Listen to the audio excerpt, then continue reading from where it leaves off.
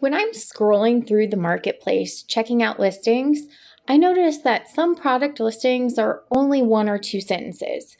In some products, we have no idea what the product actually is. If you're spending the time to create amazing resources, why not spend a few extra minutes to create product descriptions that actually sell? If you've seen any of my videos before, you'll know I'm a major advocate about SEO. If you don't know what SEO is, it stands for Search Engine Optimization. SEO is what search engines use to put your products in front of customers who are looking for those products. Now, I have an entire video about SEO, so if you haven't checked it out, check the links below. One of the biggest takeaways when it comes to SEO is to use keywords. If someone is searching for an activity that covers beginning rhythms, you better have beginning rhythms in your product description.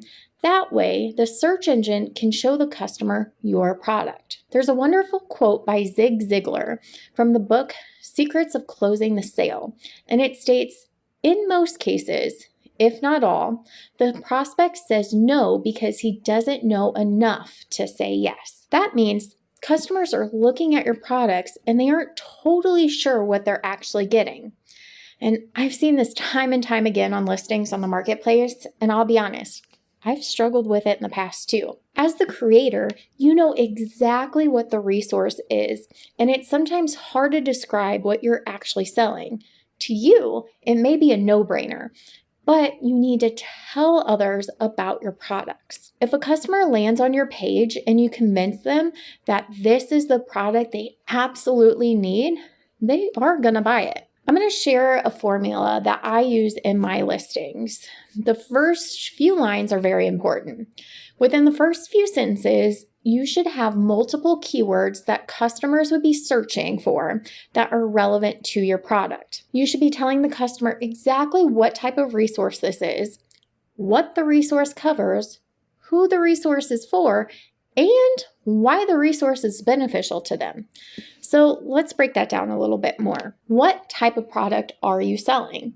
Is it a worksheet, a card game, a digital game, sheet music? What is the actual resource? What does the resource cover? Are you reinforcing terms, intervals, rhythms? Let the customer know.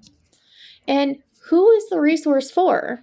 Is it a beginner piano student ages 4 to 6? Or is it an intermediate student who's in their teens? Then you want to talk about why the resource will benefit them. Dig into why you made the resource in the first place. You know, most of my resources are created because one of my students has an issue that we need to fix. So tell your customer why you made the resource and who it's for and why it fixes the problem. The next few paragraphs gives you the chance to tell your customer exactly what they're getting in the resource. How many pages is it? What does it come with? How many questions are there? Does it come with a how-to video? Do you have instructions? How long does it take to play? Or how long is the song? Tell the customer exactly what they can expect when getting this resource. Now, I highly recommend adding in bullet points for customers who are just skimming through product listings. Your bullet point should include the most important parts of your resource. Pretty much everything you just told the customer, but in a much more concise way. The reason for a very detailed description and a more concise bullet point is because there are different buyers out there. Some customers want to read every detail in length.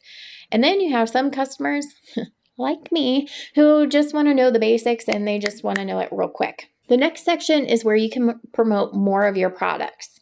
You already have the customer searching your product, so why not show them others that are available? So if I have this product also in a bundle, then I tell my customers, if you like this product, you can receive this in a bundle, and I link the listing. You can also add other products in your store. So if they're looking at sheet music, you may want to offer other pieces that you have.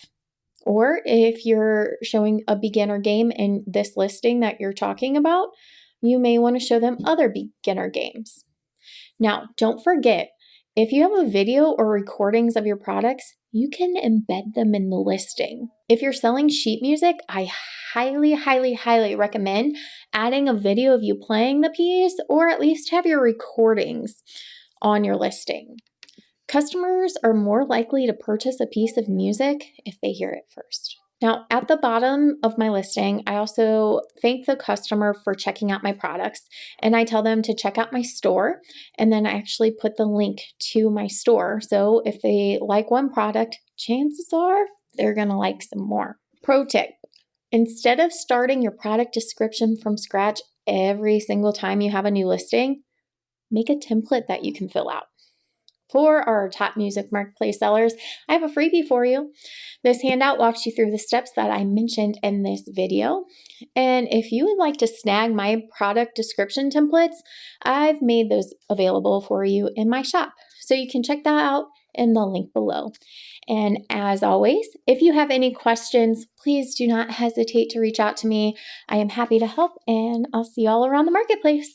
Hey, just before you go, make sure you click here to subscribe, and we've got thousands of other videos all on the topic of music education and teaching, so make sure you check out some of those other ones here, and I'll see you in the next video.